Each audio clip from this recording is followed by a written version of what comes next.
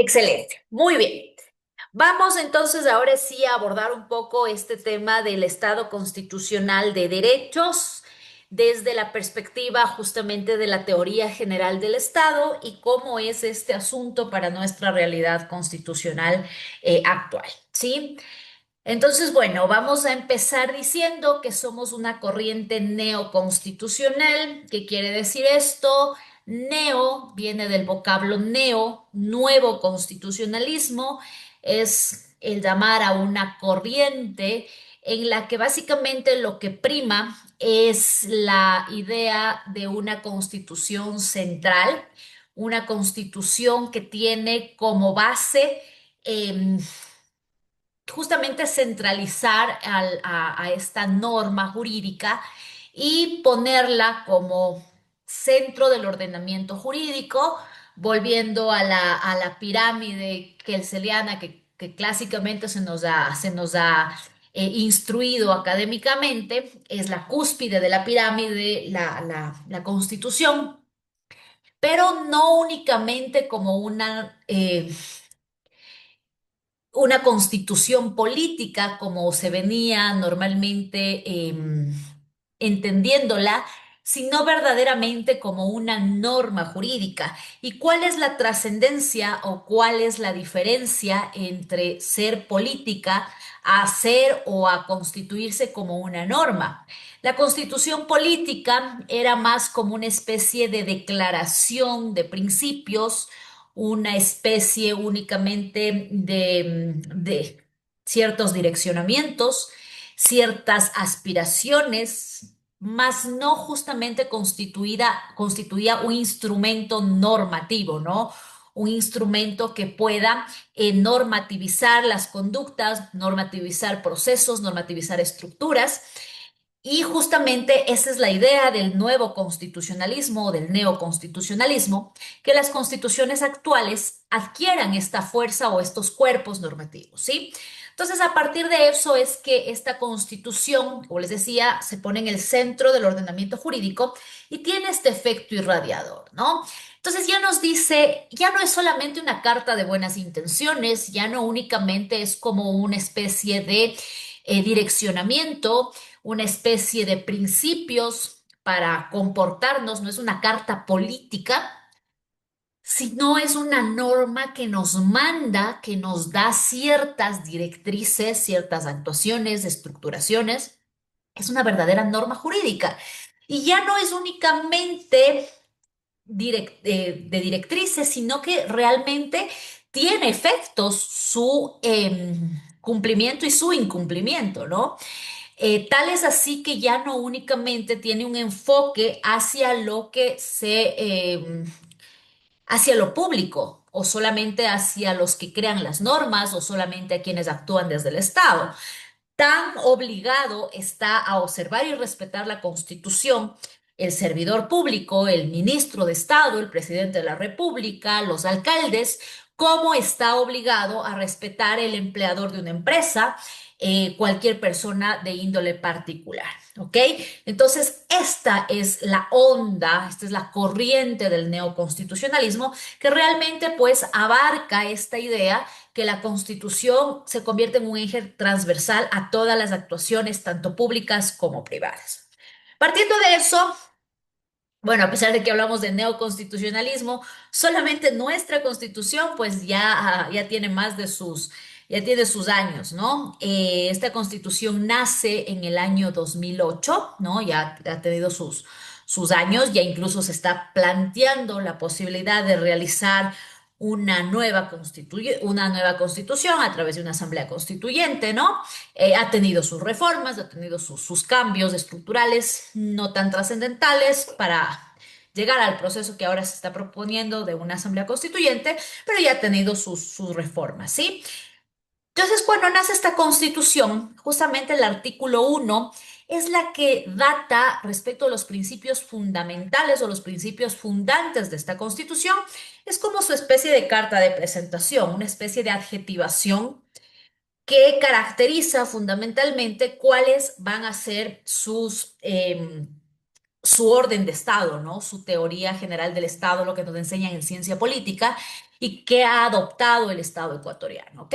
Entonces, bueno, para esto sí voy a hacer una proyección, solamente regálenme un ratito para ubicar la diapositiva y esto lo seguimos desarrollando. No se trata, y esto quiero que lo tengan clarísimo, como lo he venido diciendo desde un principio, no se trata de que ustedes memoricen este artículo, sí que lo tengan en contexto, sí que traten un poco de tener estos elementos, porque son como una especie de caracterización. Es como cuando usted le dice, preséntese, y usted dice, soy María Fernanda Viteri, tengo tantos años, soy soltero, casado, vivo en tal lugar, esta es mi profesión, este es mi trabajo. Entonces es, como les digo, una especie de carta de presentación. Es lo mismo que hace la Constitución. Entonces nos da sus características fundamentales, ¿no? Obviamente no en el artículo 1 desarrolla todo, pero sí lo más trascendental, lo más fundamental, que es la línea base para entender cómo es este tipo de Estado, sobre todo, ¿no? Y vamos un poco nosotros en esta clase a irlo desagregando. Vamos a entender incluso históricamente por qué somos lo que somos, de dónde vienen estos términos y qué significan. Perfecto. Entonces vamos por acá. Solo quiero compartir, sino que haya una actualización ahorita en el Zoom. Perdónenme si me ven ahí un poco adaptándome a a estas nuevas actualizaciones que nos ponen por acá, pero realmente cada vez se actualiza esto. Entiendo que para mejora, pero todavía me cuesta familiarizarme. Perfecto, pero bueno, ustedes ya lo están revisando acá. Yo ya les voy a compartir este documento para que también revisen y sí necesito que, bueno, hasta que nos veamos la próxima semana, me revisen muy bien el catálogo de derechos para que se familiaricen. Como les decía, esperemos a que se cargue un poquito esto. Por lo menos, y la ventaja que tenemos del tema de derecho, y bueno, especialmente en derecho constitucional, al ser una ciencia política, la ventaja que viene siendo un poco de lo que nosotros normalmente conocemos como cultura general. ¿Sí? Esa es la ventaja acá, que por alguna situación, más aún ahora en el contexto de comunicación, de redes sociales, de esta sociedad de la información, la forma en la que se comunica actualmente y el acceso a la información, sí genera pues mucha más facilidad, ¿no? Eh, no me deja compartir, está abierto, pero se me queda. Veamos si ahí ya me permite. Solo que es un poco pesada y ahí sí ya. Por ahí fue. Perfecto. Muy bien. Entonces vamos con esta primera diapositiva, ¿ya? Esto lo encuentran, esto está textual, no quiero que se aprendan, pero sí que manejemos un poco el tema de lo que significa los... Ay, no sé por qué me aparecen estas cosas.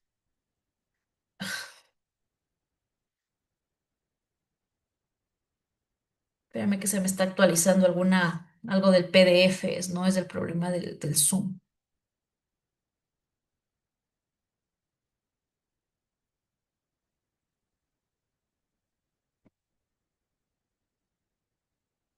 Voy a cerrarles todos los PDFs mejor.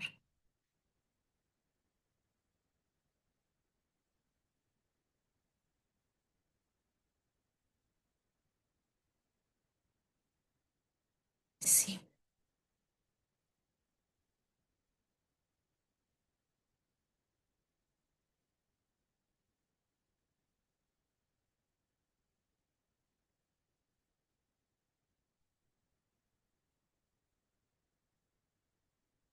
muy bien.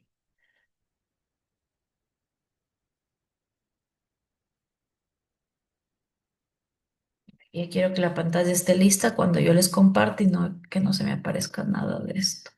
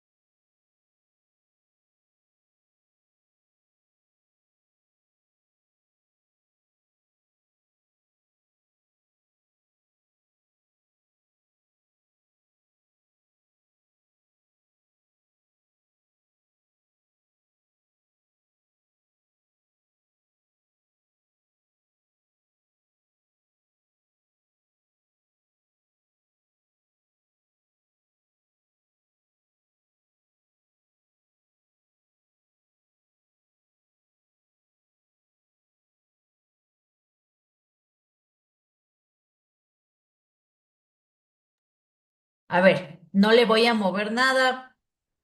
Perdónenme, como les digo, se acabó de actualizar una función en el Zoom, entonces yo entiendo que quieren mejorar, pero bueno, no sé qué mejoras tiene. Le voy a dejar quietito y ahorita se está proyectando. Yo sigo explicando, ya, qué es lo que realmente necesito. Bueno, entonces el artículo 1 nos da las características, los elementos constitutivos de lo que es el Estado ecuatoriano, y la primera parte que nos dice es que es un Estado constitucional de derechos, ¿sí? Entonces, partiendo de esto, primeramente hay una apreciación de los juristas, de los políticos, de los estudiosos de la materia, quienes consideraban en su momento que había sido un error de tipografía del legislador constituyente en haber agregado de manera errónea una S a la palabra derecho, pues por derechos. Porque normalmente se conocía o se ha conocido tradicional, clásicamente, el llamado Estado de Derecho, que sí lo deben haber escuchado ustedes. Entonces, realmente como inventiva o como error, aparece en la Constitución ecuatoriana el Estado constitucional de derechos. ¿Ok? ¿Y qué implica esto? Como ya vimos, el Estado constitucional tiene como centro y como eje a la Constitución del Ecuador. Un salto trascendental de lo que veníamos nosotros con una constitución del año 98, una constitución eminentemente política. Como refiero, las constituciones políticas no tenían esta fuerza normativa, eran simplemente declaratorias de principios, eran obligatorias para los asambleístas, los congresistas que hacían las leyes, pero para el resto era un saludo a la bandera. ¿Okay? Realmente el tema constitucional no tenía la trascendencia que tenemos actualmente. Entonces pasamos de una constitución política a un Estado constitucional y de un Estado de derecho a un Estado constitucional. Este salto también implica que en el Estado de derecho, al no hacerle mucha eh, importancia o no darle la importancia a la Constitución, se vivía en un Estado de las leyes, en donde primaban las leyes. Perdón, ¿a qué me refiero con leyes? Perdón, a lo que generaban los diputados de la época, el Congreso Nacional. Entonces, eran realmente quienes normaban el país, ¿no? No había justamente esta constitución como base, como norma suprema, sino un Estado de derecho donde primaba la ley. Entonces, realmente quienes normaban el destino del país eran los congresistas, los diputados del Congreso Nacional. Entonces, salta de esto a una fuerza que, ok, si bien no está en funciones permanentes, una asamblea constituyente, existe esta fuerza normativa y este respeto y esta presencia de la Constitución, y por eso es un Estado constitucional de derechos. No es que se equivocaron y quisieron ponerle Estado constitucional de derecho, porque sería contradictorio, ¿no? Mientras el uno tiene preeminiscencia por la Constitución y el otro por la ley, no podría ser compatible. Lo que sí quisieron es darle un énfasis al hecho que esta constitución tiene para unos un error, para otros un garantismo nunca antes visto respecto del reconocimiento de los derechos, ¿no? Si ustedes se dan cuenta, estamos en una época histórica, no solamente a nivel del país, ¿no? Realmente somos bastante atrasados en cuanto al tema de derechos, pero en donde ha existido, pues, como nunca antes, un gran y un importante avance y reconocimiento de los derechos, ¿sí? Esto, como refiero, nunca antes se había visto en la historia, son grandes conquistas, no es de la noche a la mañana tampoco los derechos que tenemos reconocidos, esto ha significado luchas sociales, levantamientos, sangre, guerras. Pero realmente que se llegue a constar estos reconocimientos en un texto constitucional es un gran avance. Para otros, en cambio, es una exageración querer de alguna manera constitucionalizar todo, hacerle a la Constitución ya por poco una norma tan procedimental, o sea, tan normativa, que por otra parte pierda su esencia principalista, ¿no? Que es justamente el de direccionar los caminos de un Estado. Entonces, es como que en ese punto de tensión, los extremos a los que se ha llegado. De hecho, hay ciertas críticas. Se ha considerado un fenómeno conocido como la hiperconstitucionalización de los derechos. No es que se han inventado muchos de los derechos que tenemos actualmente, no es que se han creado nuevos derechos. Sí, algunos sí, pero otros derechos estaban, digamos, contemplados en otros cuerpos normativos. Había el Código de Trabajo, el Código Civil, el Código de Niñez y Adolescencia. Habían derechos que estaban reconocidos en otros cuerpos legales, pero fueron constitucionalizados, elevados a derechos fundamentales, contenidos en la Constitución. Entonces, para muchos, en cambio, esto es exagerado. ¿Sí? Es también una especie de proselitismo político también, ¿no? El actuar obviamente a través de estas herramientas con fines políticos, que no es novedad en nuestros países subdesarrollados. Sin embargo, está con lo que tenemos. Hay un gran catálogo de derechos, de hecho se lo conoce como catálogo de derechos, porque prácticamente es como los catálogos, bueno, antes físicos, ahora digitales en su gran mayoría, en donde uno va y busca productos y pues encuentra lo que está buscando, ¿no? De alguna manera la Constitución en cuanto a derechos se convirtió en una especie de catálogo en el cual una persona que tiene algún tipo de afectación, pues tendrá que buscar un poco los hechos y aparejarlos a algún tipo de derechos o asemejarlos, porque realmente está todo constitucionalizado. ¿Sí? Entonces, a eso se refiere un Estado constitucional, en donde tenemos como base la Constitución y que además han sido incorporados una serie de derechos que están elevados a la categoría constitucional. ¿Qué ventaja o qué importancia tienen que los derechos estén elevados a la categoría constitucional? Les voy a explicar un poquito esta parte. Los derechos normalmente, bueno, inicialmente cuando viene esta ola del tema de los derechos humanos, después de la Segunda Guerra Mundial, cuando realmente dicen, no, los seres humanos tienen derechos, se hace una especie de categorización de estos derechos entre los derechos fundamentales o los derechos de primera generación y los derechos de segunda generación. Es decir, como que hay derechos más importantes y derechos menos importantes. A nosotros, bajo el concepto constitucional actual, pues nos resulta aberrante e inconcebible esta forma de entender a los derechos actualmente, ¿no? Pero en este contexto en el que existían, luego de que vivimos masacres humanas masivas, terribles, evidentemente, pues la vida tenía una connota, el derecho a la vida tenía una connotación súper importante. Pero bueno, se dan estas categorizaciones y en su momento tenían su razón de ser. Incluso acá, en nuestra Constitución, anterior, habían también los llamados derechos económicos, sociales y culturales y pues los derechos constitucionales. La ventaja de tener derechos constitucionales era que se podían aplicar de manera directa, que se podían alegar su afectación de manera directa, que se podían reclamar de manera directa, en tanto que los otros derechos, digamos, menos importantes, no es que no se los reconociera, no es que no existían, no es que no se los aplicaba, pero que eran mucho más complejos de poderlos efectivizar. Les voy a poner un caso que se dio en Colombia. Colombia reconocía, por ejemplo, como derechos fundamentales el derecho a la salud, el derecho a la vida, como nosotros vemos que son derechos mucho más importantes. Bueno, previo a esto vamos nosotros también como que hacer una especie de categorización imaginaria. Sabemos que hay derechos, pues, que obviamente tienen, digamos, su mayor importancia que otros, ya en un caso concreto.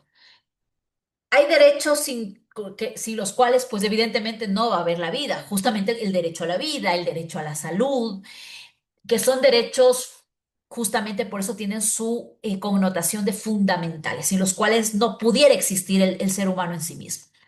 En tanto que los otros derechos sí contribuyen como que a este tema de la dignidad del ser humano, de su calidad de vida, pero que tampoco es que te vas a morir. Por ejemplo, el derecho a la educación. Si no le doy educación, claro, su calidad de vida eventualmente pues puede ser afectada, pero no se va a morir. En cambio, si no le doy salud, esta persona sí puede morir y va pues a decantar en una afectación a su principal derecho, que es el derecho a la vida. ¿Ok? Entonces, como para que me entiendan esta especie de categorización de derechos. Entonces, volviendo al caso concreto que les quería comentar, en Colombia había, igual que en nuestro tiempo, esta categorización de los derechos. Entonces, había el derecho a la vida, el derecho a la salud como derechos fundamentales.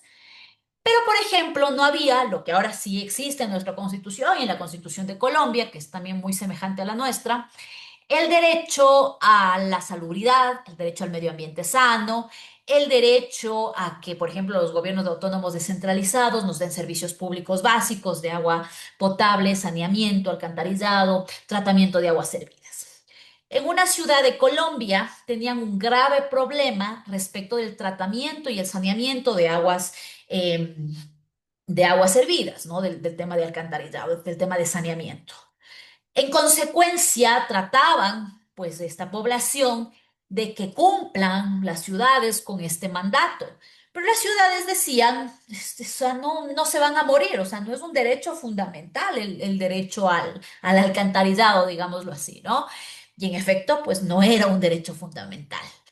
Entonces, ya en una práctica ya de derecho, ya en un caso concreto, en una demanda concreta a nivel constitucional, se logra atar el tema no por el derecho a la salubridad o al derecho perdón, derecho al saneamiento, sino el derecho a la salud. ¿Por qué? Porque el derecho a la salud sí era un derecho constitucional, entonces sí era reclamado. Para que esto no suceda, se borra, digamos, esta categorización y al momento en el que todos estos derechos ingresan a la categoría constitucional, ya no decimos que hay derechos más importantes y menos importantes, sino que tan importante es el derecho al ocio que reconoce nuestra Constitución como el derecho a la vida. Tan importante es el derecho al acceso a la información como el derecho a la salud. Tan importante es el derecho al culto como es el derecho a la integridad física. ¿Sí? Entonces, todos adquieren categoría constitucional y de derechos fundamentales. Evidentemente, esto no quiere decir que en ciertas circunstancias concretas de la vida no vaya a haber casos concretos, especiales o específicos en donde estos derechos entren en colisión y evidentemente haya un derecho que tenga que ceder frente a otro derecho. Pero a nivel abstracto, a nivel normativo, todos los derechos tienen igual jerarquía, ¿sí? Los derechos constitucionales no son los unos más importantes que los otros ni más prioritarios que los otros. Pero ya en un caso especial o específico, en donde las circunstancias tengan que entrar en colisión justamente, se van a tener que ponderar, que justamente es un ejercicio para entrar en una especie de pesos, ¿sí? Les pongo el caso que se dio recién, que justamente fue de conocimiento de todos, el de la autorización para la eutanasia, que conoció la Corte Constitucional, en donde se sopesaron estos varios derechos, ¿no? El derecho a la vida, que es, que nosotros diríamos es el bien inviolable más preciado, que tal vez tiene el peso mayor, pero por otro lado está el bien a una vida digna, el derecho a la salud, tal vez, el derecho a la libertad que tengo para poder decidir incluso sobre si mi condición es una vida digna. ¿Ok? Entonces, entrar en esos pesos y sopesos cuando todos los derechos son fundamentales, eso es un ejercicio de ponderación. ¿Sí? Entonces ahí entran estos pesos y sopesos. Por eso es que la Corte Constitucional no despenaliza totalmente el tema de la eutanasia, no lo hace como una práctica generalizada, sino obviamente tendrá que atenerse al caso concreto y a la condición específica. ¿Sí? Bueno, eso es en cuanto a teoría de derechos. Tal vez lo tratemos un poquito más adelante cuando veamos principios de los derechos. Pero bueno, entendemos ahora esta parte de la connotación de ser un Estado constitucional de derechos. Y viene aparejado de una palabra muy abstracta, pero que se le está dando un poco de estructura al incluirla en la Constitución y es de justicia. La justicia realmente es un término muy complejo de definir en en una definición aristotélica que comparto mucho. La justicia es dar a cada quien lo que le corresponde. Pero ¿qué es lo que le corresponde a cada quien, no?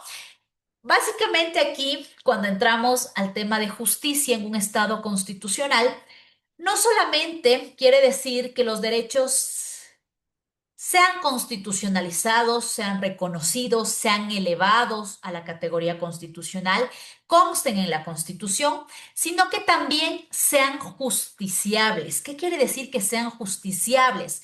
Que en caso de que sean vulnerados, afectados, no reconocidos, puedan ser reclamables ante los jueces constitucionales, ¿sí? Entonces, por eso es el de Estado de justicia, la reclamación, la justiciabilidad de estos derechos. Lo que les explicaba, en el caso de Colombia, habían ciertos derechos que al no tener la categoría de constitucionales, no eran justiciables, no eran reclamables ante los jueces. Entonces, ahora, al ser un Estado constitucional de derechos, significa o garantiza a su vez que puedan ser justiciables, puedan ser reclamables para que sean materializados, para que sean realmente llevados a la concreción de la práctica. ¿Ok?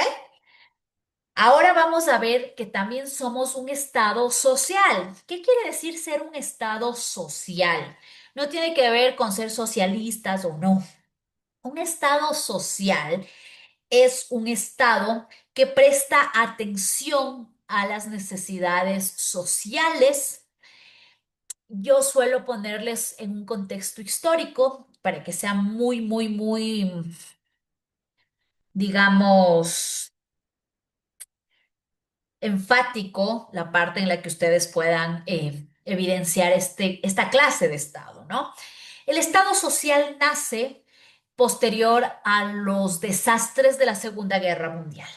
Vamos a ponernos en un escenario de la Segunda Guerra Mundial cuando nos imaginamos las devastaciones de una guerra, una sociedad posguerra. ¿Cómo quedamos? Inmediatamente de la guerra. O sea, inmediatamente cuando dijeron se acaba la guerra, imaginémonos los campos, la gente sale, los heridos, niños huérfanos, personas que no conocen a sus familias, destrucción total, insalubridad, personas con hambre, no tienen sus casas. Imaginémonos un estado, una sociedad en ese estado. En estas circunstancias, ¿qué empieza a hacer justamente el Estado? A dar prestaciones sociales, ¿no? A dar atención social, atender en el tema de vivienda, salud, lo más emergente, ¿no? Digamos, lo más básico, servicios, comida, alimentación, salubridad, tema de atención prioritaria. Entonces, ese es un estado social, o sea, un estado que atiende estas necesidades sociales. Y eso es lo que hace este estado, por lo menos desde la concepción de la Constitución.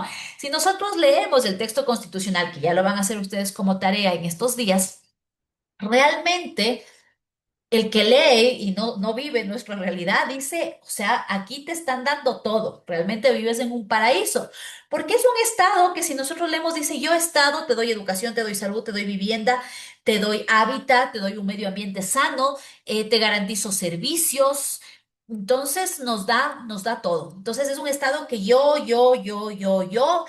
y de hecho, esa es también parte de la crítica a estos estados sociales, que también los dicen estados paternalistas, porque son como padres de familia, que abarcan mucho más allá de sus condiciones materiales, reales, económicas, porque obviamente una cosa es lo que puede decirlo desde una declaración en un documento, a que la proyección económica y la práctica de los recursos materiales le permita. Entonces es un Estado que, y por eso justamente el mayor violador, vulnerador, afectador de los derechos constitucionales es el mismo Estado, porque es un Estado que ofrece y que su capacidad operativa y económica realmente en muchos de los casos no es que no quiera, sino que realmente no puede cumplir con los ofrecimientos que tiene, ¿no? Entonces, este es el Estado social. Democrático, la fiesta de la democracia que nos dicen cuando acudimos a las urnas. La democracia nace justamente de esta idea que el pueblo es quien tiene el poder, justamente ligado al siguiente término de la soberanía.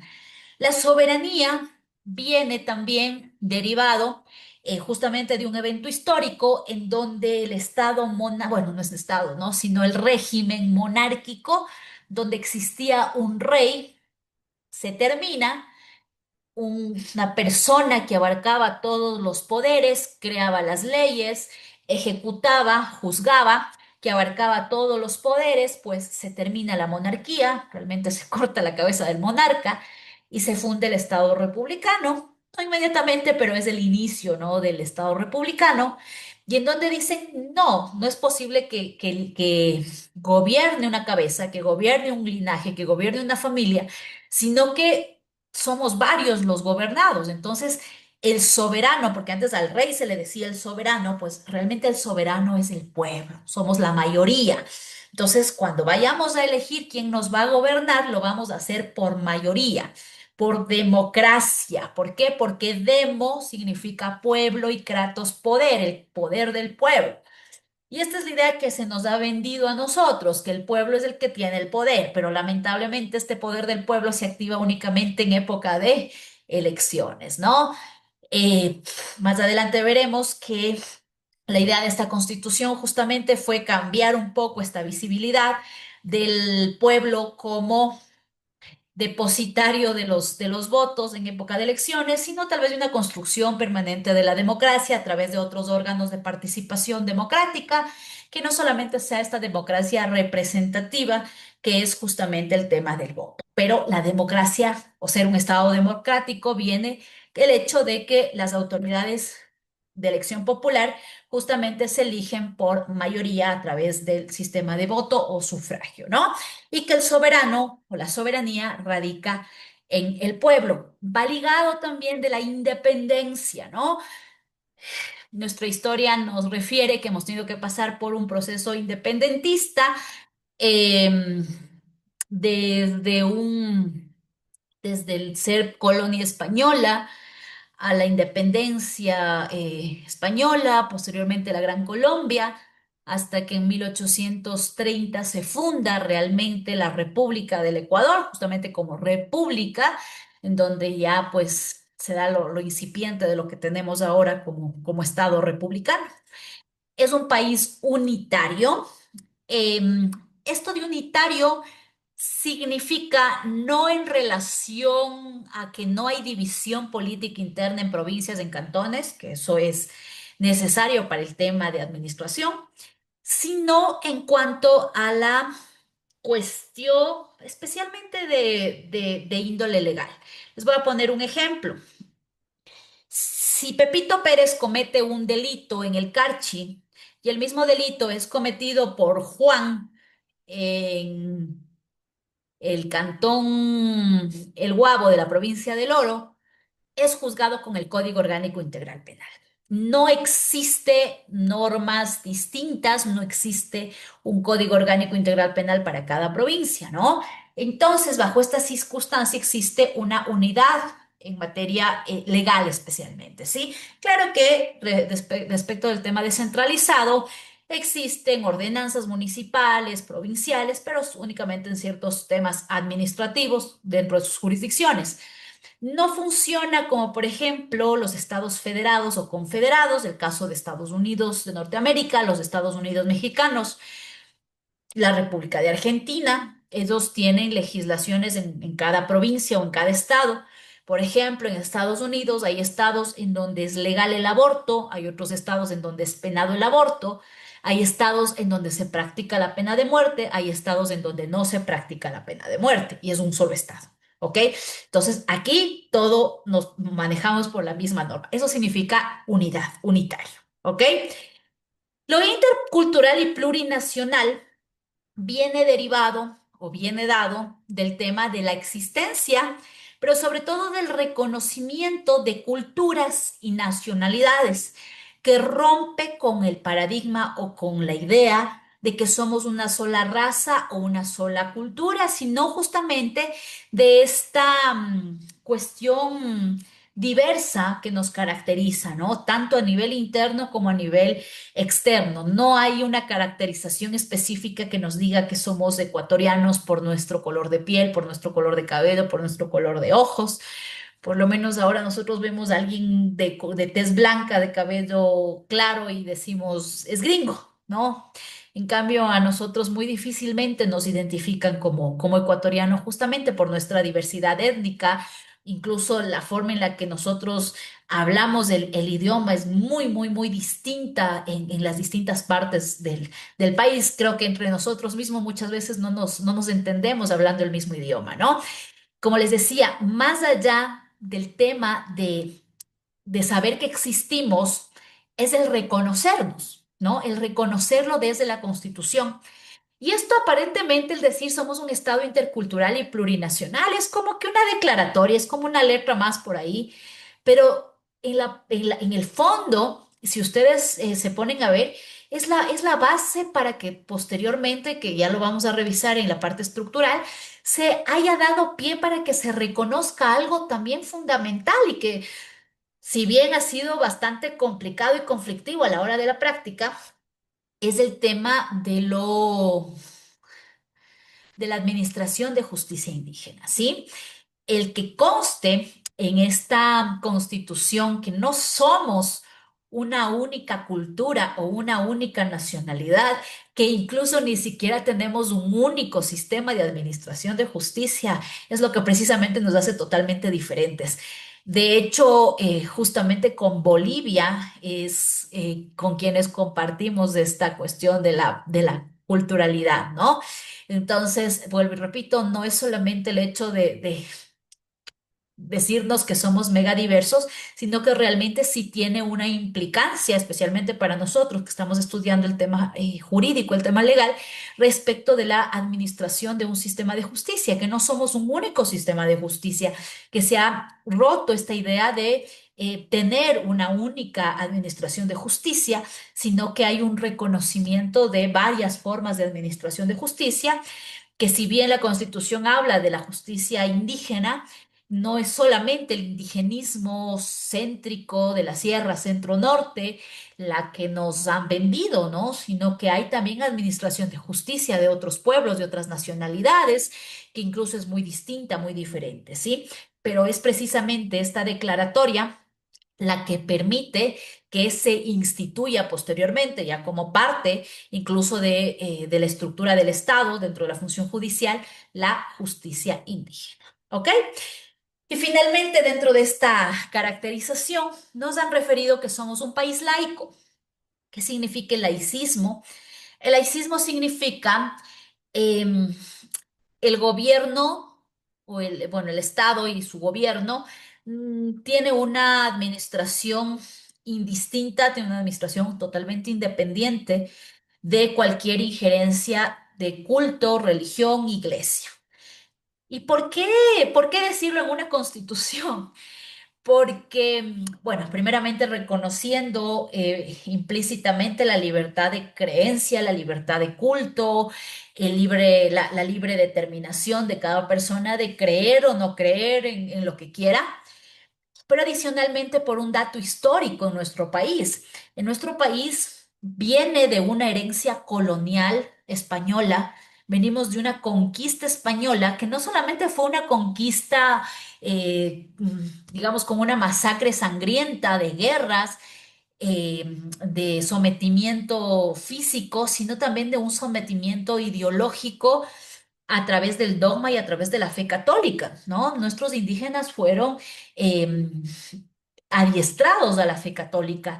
Entonces hubo un fuerte poderío del catolicismo, de la Iglesia Católica, en la época de la colonia española. Las iglesias tenían realmente un poder económico bastante importante, al punto que tenían decisión sobre los asuntos administrativos en esa época de la colonia, ¿no? Eh, Tal es así que tenían ciertas actividades que pues ahora serían impensables. Tenían a cargo el registro civil, el tema de la educación, varias actividades. Y ese poderío económico se fue manteniendo a lo largo de los años, ya incluso siendo república, ¿no? Ya incluso fuera del yugo español. El poder de la iglesia fue siendo permanente, de ahí que se generaban los bandos de los conservadores y de los liberales. Por eso es que se da justamente la revolución liberal a la cabeza de Eloy Alfaro, y la historia que lo ha contado, el arrastre de Alfaro en manos de los conservadores, del clero de la iglesia. Y justamente Alfaro era esa lucha, ¿no? O sea, llega a esa lucha en donde se dice, no, la iglesia no tiene por qué interferir en las decisiones del Estado. Entonces, el desarraigo de la iglesia, en este caso la iglesia católica, por la trascendencia histórica en el poder que tenía, es lo que provoca este quiebre. Entonces, actualmente dice, no, o sea, ni iglesia católica ni nada, el Estado se maneja de manera independiente, ¿sí? Parte de la ratificación que el derecho fundamental de cada ser humano es creer, practicar o no practicar, y con la idea y principio básico que el derecho de uno termina cuando principia el del otro.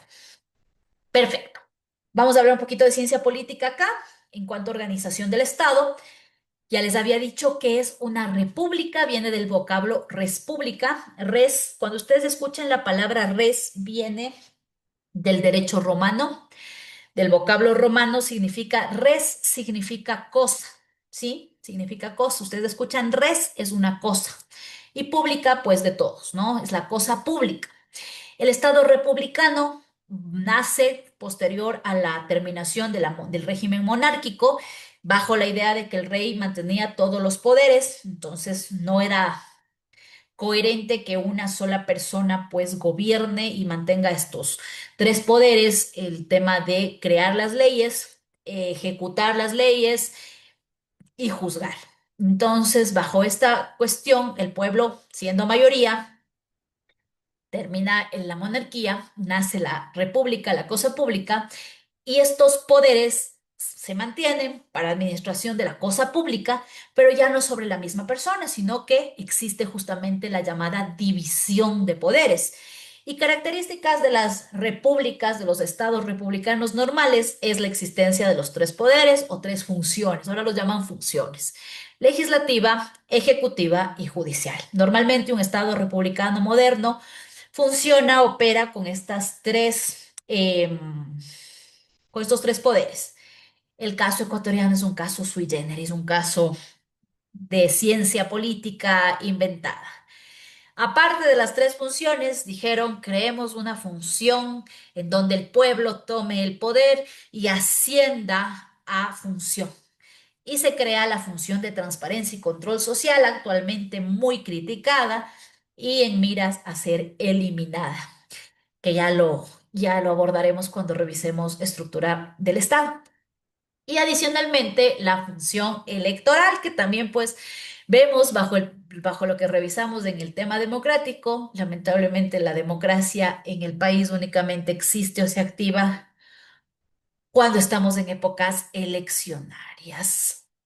Pero realmente costo-beneficio de mantener una función permanente cuando no lo amerita es también cuestionable, ¿no? Entonces, bueno, eso lo veremos a profundidad cuando analicemos las funciones del Estado, pero para entender justamente en qué consiste un Estado republicano, ustedes escuchan la palabra republicano, funciones del Estado. En nuestro caso no son tres, son cinco de las que acabamos de nombrar, ¿ok? El gobierno es descentralizado. ¿Qué quiere decir descentralizado? Que si bien el poder necesita una cabeza, La historia y la administración pública ha demostrado que hay veces que no se puede abarcar todo, ¿sí? Y aquí vamos a entender un poquito la diferencia entre descentralización y desconcentración. La descentralización se trata de lo que yo denomino gobiernos en territorio, ¿sí? Y son de elección popular. Son los llamados gobiernos autónomos descentralizados. Al decir autónomos, quiere decir que no dependen del gobierno central. Cuando digo gobierno central, refiero a presidencia, vicepresidencia, ministros de Estado, que es el poder ejecutivo. Los gobiernos autónomos, no con esto quiero decir que tengan que actuar desarticuladamente, pero tienen su grado de autonomía y tampoco quiero decir que dejen de ser Estado, siguen siendo parte de la función pública. Sin embargo, estos gobiernos descentralizados tienen sus funciones propias dentro de la jurisdicción, si son cantonales, si son provinciales, si son regionales o si son de los gobiernos autónomos descentralizados de los distritos metropolitanos. Depende de la jurisdicción. Lo desconcentrado, en cambio, es el gobierno central en territorio. Es el registro civil, que es uno solo, pero con sus delegaciones provinciales en Cuenca, en Loja, en Ambato, en Tulcán, en Baños, ¿sí? Es el Ministerio del Ambiente con su delegación provincial en cada una de las provincias, ¿ok? El gobierno central en cada una de las provincias. Esa es la diferencia entre descentralización y desconcentración. Descentralización, los gobiernos autónomos descentralizados, que son los que elegimos del pueblo, y la desconcentración es del gobierno central, el ejecutivo, con sus delegaciones en cada territorio para que haga sus funciones. ¿Y de qué nace esto? De la necesidad que se atiendan justamente los requerimientos inmediatos y en cada lugar. Ahora es un poco más fácil la comunicación. Como les decía, esta sociedad de la información nos ha dado mucha ayuda en esa parte. Pero supongamos muchos años atrás en donde no era fácil comunicarse, se rompía un tubo en una ciudad lejana y tenía que comunicarse a la Secretaría de la Presidencia, que era encargada de las obras públicas, hasta que llegue el comunicado, hasta que llegue la carta que viajaba en mula, ya se iba el agua, ¿no? Entonces era la necesidad de tener justamente esta atención inmediata, estas autoridades en territorio y que tengan sus competencias en territorio. Entonces, esto como que se ha ido un poco abriendo a la necesidad en territorio. Repito, no es que estén no es que estén totalmente desarticulados, ¿no? Se trata de trabajar y de hablar en el mismo idioma. En la práctica sí difiere un poco esta realidad, pero a la final pertenecen a la misma función pública. ¿Ok? Perfecto. La soberanía, como les decía, esta idea de independencia, que ya no somos parte de una colonia, que podemos tomar nuestras propias decisiones, que elegimos nuestro propio gobierno, radica en el pueblo, ¿sí? El pueblo es el soberano, la decisión se toma a través de la mayoría del pueblo. Es el fundamento de la autoridad. ¿Por qué? Porque la autoridad se elige a través del pueblo. El pueblo es el mandante y los elegidos a través de voto popular son los mandatarios. Se ejerce a través de los órganos de los poderes públicos, que ya vamos a ver justamente de las funciones del Estado, que pues son los que operativizan el Estado. Y las formas de participación directa, que ya vimos que la democracia, lo que se ha tratado un poco es de hacer un ejercicio más expansivo, ¿no? Los recursos naturales, lo dice aquí la Constitución, los no renovables pertenecen al Estado, son parte de su patrimonio, es inalienable, irrenunciable e imprescriptible. Por lo tanto, su administración es directa e incluso muchos de ellos ya son considerados como sectores estratégicos, ¿no? Si el día de mañana, es poco probable, pero estoy haciendo un pozo para, no, incluso... No, estoy haciendo un pozo para sacar agua. Esa agua no es mía, esa agua es del Estado, ¿sí? Y si yo quiero utilizar, por más que sea agua para consumo humano, necesito una autorización de uso y aprovechamiento del agua. Les iba a decir que es para sacar petróleo, como les digo, es poco probable que cavando dos palitas saque petróleo, pero de igual manera, los recursos naturales no renovables son del Estado, pertenecen al Estado. Igual el tema de la minería, por eso justamente son todos estos problemas de la minería ilegal, porque el tema de no tener una autorización para la explotación de estos recursos pétreos cae en ilegalidades. ¿Ok?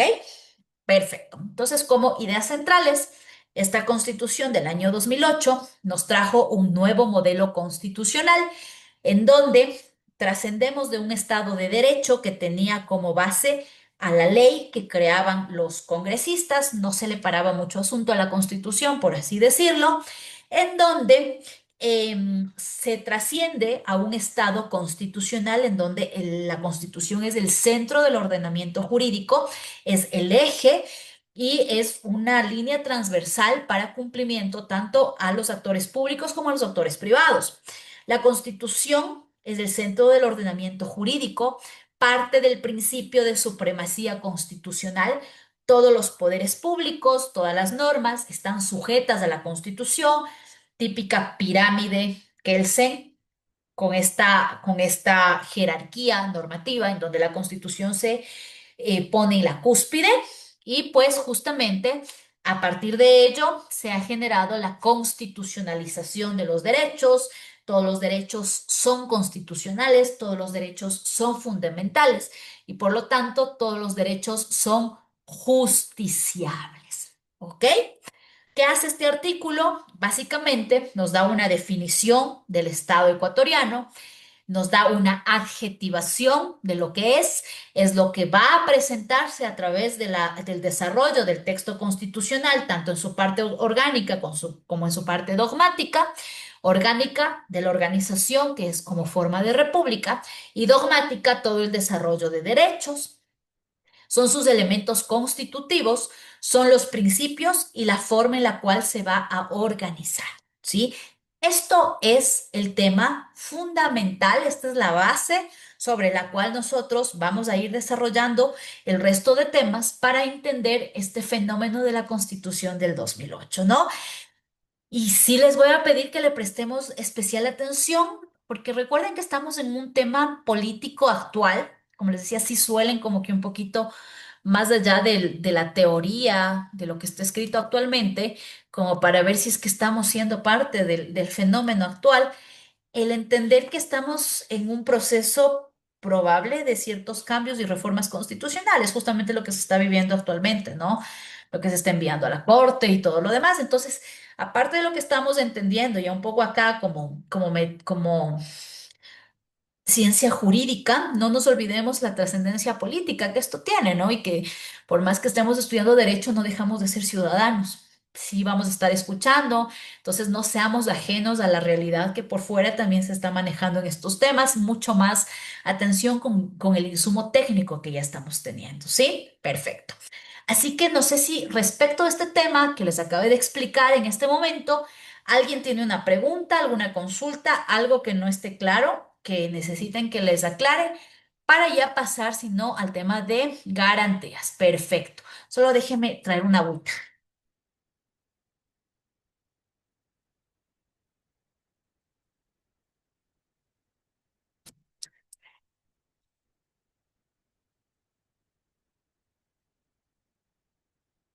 Mi estimado Luis, ¿Cómo está, doctora? Buenas noches. justo buenas noches. Yo tengo una pregunta. Usted hablaba hace un momento sobre la parte dogmática, la parte orgánica de la Constitución. ¿Correcto? ¿Son, son solamente estos dos componentes de los cuales hace parte o se compone valga la redundancia, la Constitución? ¿O hay otros elementos trascendentales como las garantías, derechos constitucionales, garantías constitucionales, supremacía de la Constitución? No sé si es que podría aclarar esta situación de cuáles son los elementos o las formas, no las formas, sino las partes fundamentales de las cuales está conformada la Constitución. Pero normalmente no es que la Constitución le dice de tal lado a tal lado es mi parte dogmática y de tal parte a tal parte es mi parte orgánica, ¿no? En teoría constitucional se conoce de modo general que hay una parte dogmática y una parte orgánica. Claro que la podemos identificar a través de los artículos. La parte dogmática es toda la parte que nos va a determinar lo que son, de lo que usted nos dijo, son derechos, son garantías, son todos estos temas que usted nos enlistó. La parte orgánica es el tema estructural, funciones del Estado, tema de autoridades eleccionales, cómo va a operar el Estado, ¿no? Aparte de eso, la Constitución tiene una parte preliminar, tiene una especie de declaración, si ustedes la leen, en donde empieza y dice nosotros, los ecuatorianos y ecuatorianas del pueblo soberano, bueno, una especie de parte solemne. Tiene unas disposiciones transitorias, tiene una disposición derogatoria y tiene 444 artículos, ¿sí? Digamos, esa podríamos decir es la parte de la cual está compuesta la Constitución. Pero propiamente, como le digo, tener un capítulo que diga esto es dogmático y esto es orgánico no tiene una estructura así, ¿sí? No sé si esa era su pregunta. Y esa era la inquietud que tenía. Muchas gracias, profe. Ya, perfecto. Y ya ahorita vamos un poco a entender lo que son garantías y lo que son derechos, un poco a diferenciar eso, ¿sí? Ya vamos a entrar en esa parte. Mi querida Paulina, Doctorita, buenas qué noches. gusto, buenas noches.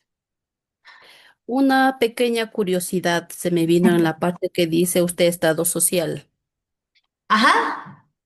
Verá, le contaré un poco, ¿no? Lo que estamos ahorita mismo pasando, esto de de los paros que estamos por acá. Yo estoy más o menos a unos 20 minutos de Otavalo. Entonces acá hay bastante gente que está por salir a las huelgas, está mucha gente perdiendo la vida. Es de los militares están en helicópteros botándole las bombas al pueblo, ¿no? En lo que están en el paro. Y están quedándose, o sea, digamos, llegue a quien llegue, pues ahorita. Están quedándose sin ojos, quedándose sin pierna y con los rostros desfigurados algunos.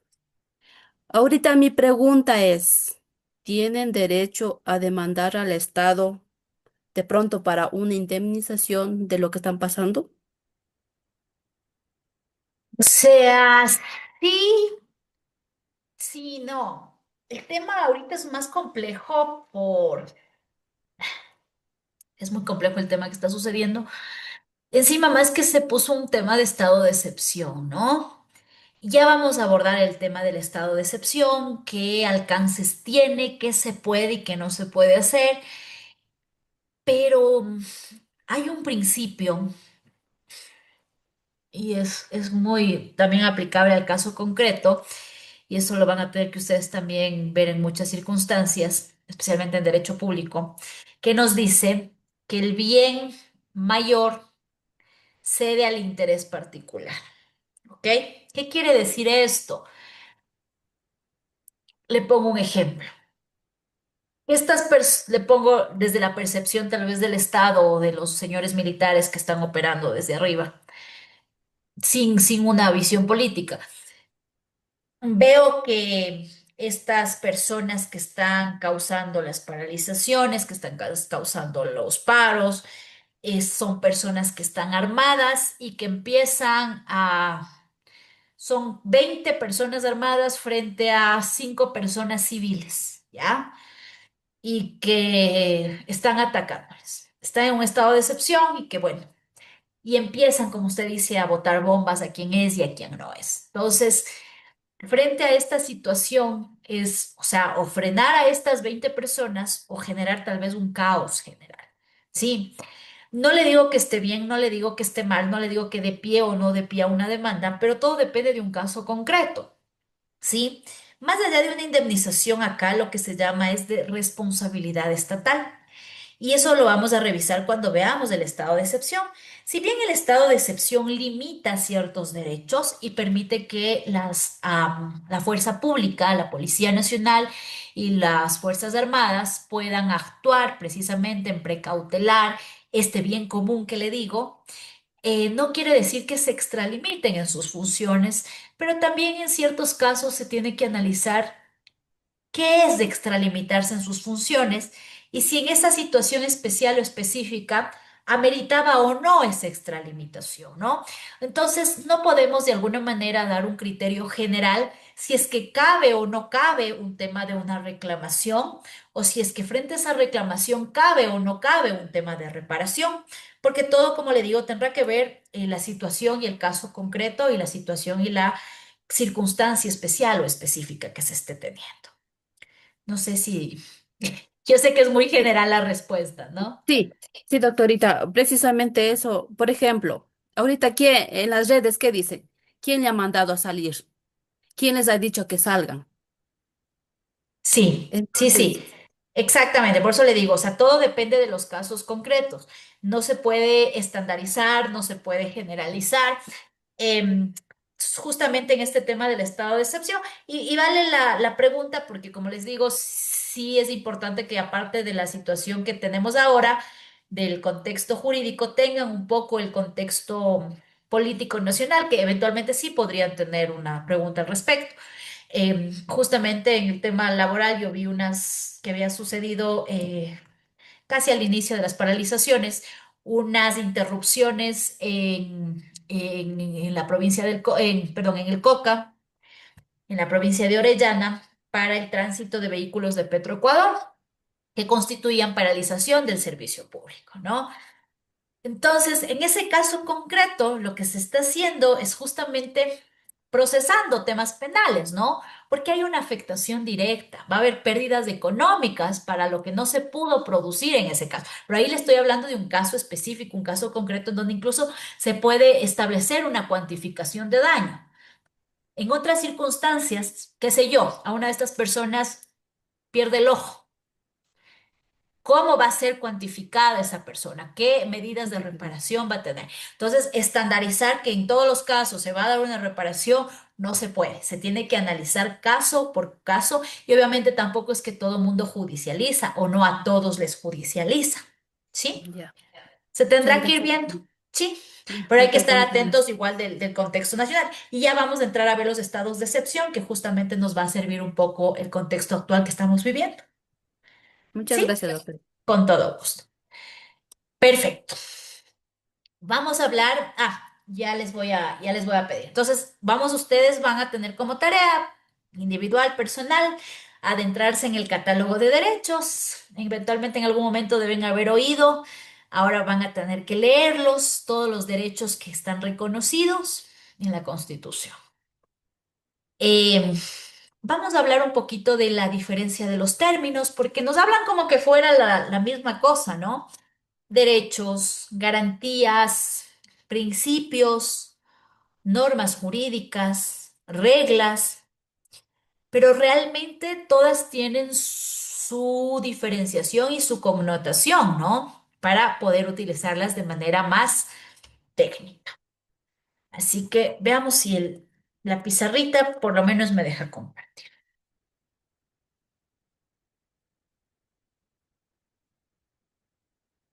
Parece que sí, mejor por acá. Muy bien. A ver, vamos. Pirámide de Kelsen a la que hicimos referencia, en donde está la Constitución, están las leyes que crean los asambleístas, están las ordenanzas municipales, las ordenanzas distritales, los acuerdos ministeriales, donde están todas las normas jurídicas, se llama ordenamiento jurídico. ¿Ya? Entonces, necesito que ustedes para esto lean el artículo 424 y 425 de la Constitución. Ahí va a estar el orden jerárquico de la Constitución, ¿sí? Y la supremacía de estas normas. Muy bien. Ahora, este ordenamiento jurídico está plagada de cuerpos normativos.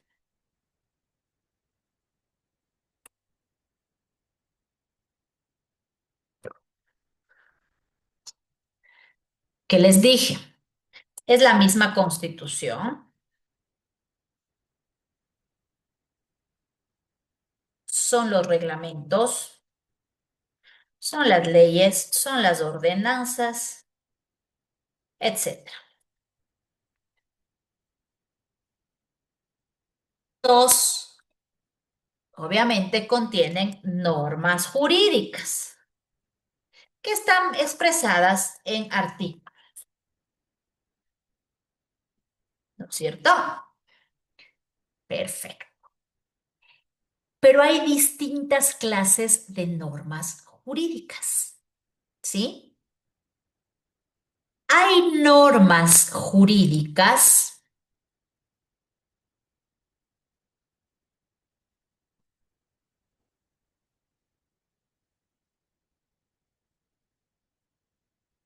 denominadas reglas.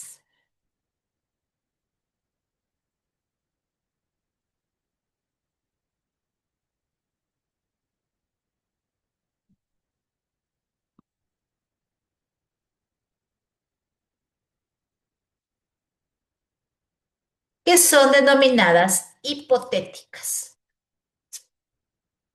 Y hay otras normas jurídicas denominadas normas téticas. Ya les voy a explicar. Las normas reglas, que tienen la característica de ser hipotéticas, tienen un presupuesto de hecho y una consecuencia jurídica. Son las llamadas normas perfectas o normas completas o las normas reglas. Les pongo un ejemplo en la vida real. Yo le digo a mi hija Sofía, si tú no vienes a comer, si tú no comes la comida, no puedes ir a jugar. ¿Cuál es el supuesto o qué es lo que tiene que hacer Sofía? Tiene que comer la comida. ¿Y cuál es la consecuencia jurídica si es que no come la comida? No va a jugar. ¿Qué es lo que pasa en la vida legal, real, a nivel jurídico? Lo mismo nos hace la sociedad, lo mismo nos hacemos nosotros mismos a través de los asambleístas. El Código Orgánico Integral Penal nos dice que el homicidio será sancionado con pena privativa de libertad de 10 a 13 años. Y dice que la persona que mate a otra persona será sancionada con pena privativa de libertad de 10 a 13 años. Si Pepito mata a Juan, cumple el presupuesto jurídico de que una persona mata a otra persona, en consecuencia va a ser procesada y sancionada con pena privativa de libertad de 10 a 13 años. Por excelencia, las normas penales son normas téticas, normas perfectas, normas completas, que tienen un supuesto de hecho y una consecuencia jurídica, ¿sí? Como un aviso y una consecuencia. Esa es una regla, ¿sí? Si me dicen esto, yo les digo, quien no entre a las 8 de la noche a la clase no puede entrar. Es una regla. Entonces, si usted entró a las 8:01, ¿cuál es la consecuencia? No puede ingresar, ¿no es cierto? Esa es una regla. ¿Qué pasa con las normas téticas? También son reglas, pero no tienen o no expresan una consecuencia jurídica. Nos dicen, para ser presidente tiene que tener como mínimo de edad 35 años. ¿Y qué pasa si no tengo? Implícitamente, pues no puede postular como presidente, pero no tengo una sanción, no tengo una consecuencia. Me dice, todas las personas son iguales ante la ley. Pero ¿y qué pasa si es que no cumplo con eso? ¿Qué sanción tengo? No me dice específicamente, ¿no? Entonces, está plagada de normas técnicas y está plagada de normas incompletas. Normalmente, los principios son normas técnicas, o sea, tienen esta composición de ser normas incompletas. Los principios son solo como directrices. Los principios nos dicen todas las personas son iguales ante la ley, los derechos son de igual jerarquía, los derechos son inalienables. Los derechos son inembargables. O sea, solamente nos da como una especie de directrices o de instrucciones, pero en la práctica no nos dice cuál es el efecto o qué pasaría si es que sí o si es que no. Si son normas jurídicas, claro que son normas jurídicas porque están dentro de un cuerpo legal, están dentro de un articulado, pero realmente no nos dan una consecuencia jurídica, ¿ok? Ese es un principio. Por eso es que los principios se conoce como directrices o mandatos de optimización. Son formas como vamos nosotros a aplicar o u operativizar el resto de normas jurídicas, especialmente los derechos. Yo les explico que los principios son como especie de instrucciones cuando viene un empaque nuevo.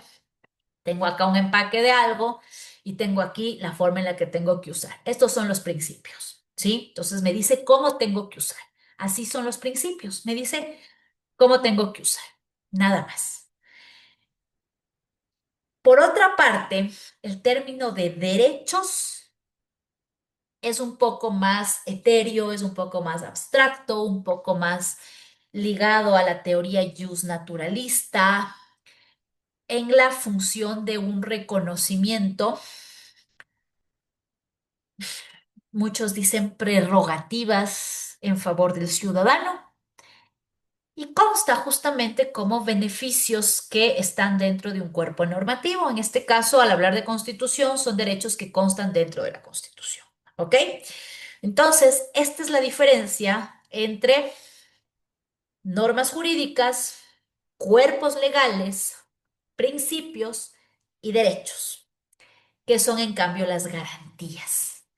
Las garantías, y eso es lo que justamente vamos a dejar sentado, las garantías van a ser, en cambio, los mecanismos para hacer efectivos los derechos.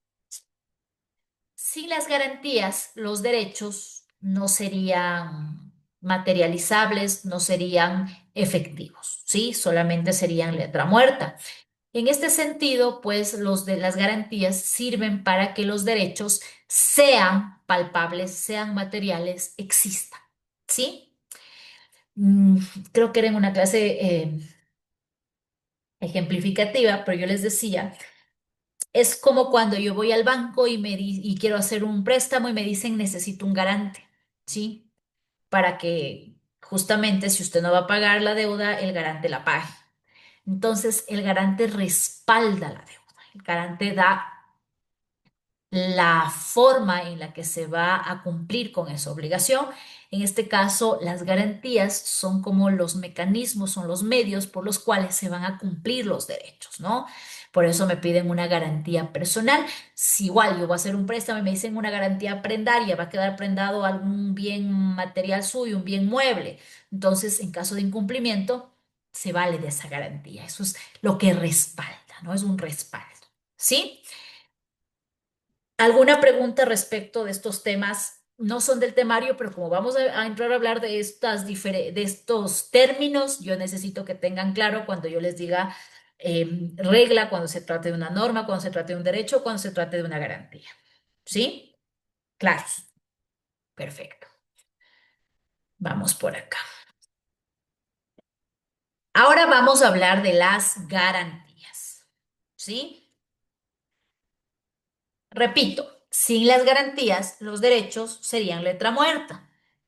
No quiere decir que la garantía es la solución y que es una varita mágica, pero son las que de manera, por lo menos teórica, operativizan los derechos.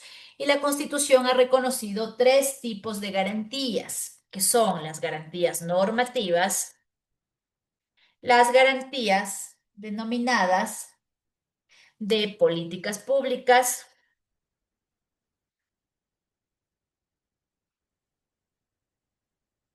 servicios públicos y participación, y las garantías jurisdiccionales. ¿Ok? Perfecto.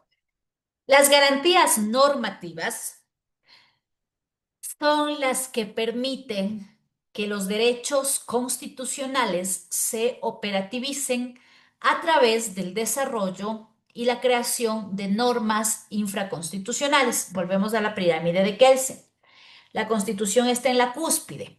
Luego existen las leyes que crean los asambleístas. Y los asambleístas crean un montón de leyes. Las leyes vienen justamente con el objeto de desarrollar derechos, básicamente, ¿no? Por eso es que tenemos un código del ambiente que desarrolla el derecho al medio ambiente sano. Tenemos el código de la salud que desarrolla el derecho a la salud. Tenemos la ley de educación que desarrolla el derecho a la educación y un montón de leyes, ¿no? O sea, uno ya no sabe ni qué ley existe, pero hay un montón, un acervo de leyes, ¿ok? Perfecto. Estas normas que crean los asambleístas tienen la perspectiva, la proyección, como les digo, de viabilizar los derechos. Vamos a poner un ejemplo. El derecho a la salud, que está constitucionalizado, que está reconocido, que nos dan a todos nosotros, los seres humanos, los ecuatorianos y no ecuatorianos, pero los que estamos aquí en el territorio nacional, tal vez se desarrollen en unos cuatro o cinco articulados dentro de la Constitución, todos los principios generales, la salud gratuita, el acceso de calidad, etcétera. Y no nos dice nada más. No nos dice cómo va a funcionar, mm, no dice mucho. Pero claro, es importante que esté constitucionalizado, no hay que ser un derecho fundamental. Entonces, lo importante también es que para que este derecho sea palpable y no quede en el aire, no quede en la Constitución, no quede como una idea, se vaya materializando. Entonces, para eso se crean las garantías normativas. Entonces, trabajo de los señores legisladores, crear leyes que operativicen los derechos. Este es el Código de la Salud. Entonces, ya no es solamente un artículo, y es una serie, es todo un cuerpo normativo que va a dedicarse únicamente a todo el tema del derecho a la salud, ¿no? Y que obviamente va a ser compatible con lo que dice la Constitución. No va a restar los derechos que ya están en la Constitución, sino que más bien va a ampliarlos, va a operativizarlos, va a hacerlos materialmente posibles. ¿Sí? Entonces, esas son las garantías normativas, o sea, el desarrollo del derecho en el cuerpo normativo. No es suficiente con eso, porque bueno, ya está en la Constitución y ya está acá en el Código de la Salud y ya tenemos dos libritos en donde dice que es el derecho a la salud, pero con los libritos no hacemos nada. Entonces, ahora sí, la administración pública. Necesitamos que de verdad haya, no solamente en los libros, que hayan médicos, que hayan hospitales, que hayan insumos médicos, que hayan quirófanos. Necesitamos un ministerio del ramo que ya no solamente se diga en la ley, sino que realmente exista y que funcione, ¿no? Y no solamente que exista, sino que funcione. Entonces, el Ministerio de Salud Pública, ¿no? Y cómo va a funcionar y cuáles van a ser sus delegaciones provinciales y ya, entonces ya vamos viendo que si hay un rótulo del Ministerio de Salud, que ya han construido un hospital y que está nuevito y que está chévere, ¿no? Ya han puesto bastantes profesionales de la salud. Entonces se ve, ¿no? Ya la política pública, el servicio público, ya no está solamente en la Constitución, ya no está en el Código de la Salud, sino que realmente y físicamente nosotros ya como ciudadanos podemos ver que sí, bueno, por lo menos sí, sí es que hay derecho a la salud en el Ecuador. Pero resulta que un día un ciudadano X tiene un cálculo al riñón y se va a este hospital que dice está nuevito y el guardia le dice, no sabe qué, lo que pasa es que no, justamente ahora el médico de turno no vino y no hay ningún otro médico que le pueda atender. Solo está la enfermera, pero ahorita está en un procedimiento acá y no le atiende. Entonces, ¿de qué me sirve que el derecho a la salud esté constitucionalizado? ¿De qué me sirve que los señores legisladores se hayan pasado meses debatiendo y hayan creado el Código a la Salud? ¿De qué me sirve que se haya creado un ministerio, de que se haya construido el hospital, de que se haya contratado a un solo médico, cuando en la práctica, pues, ese derecho no llega al ciudadano?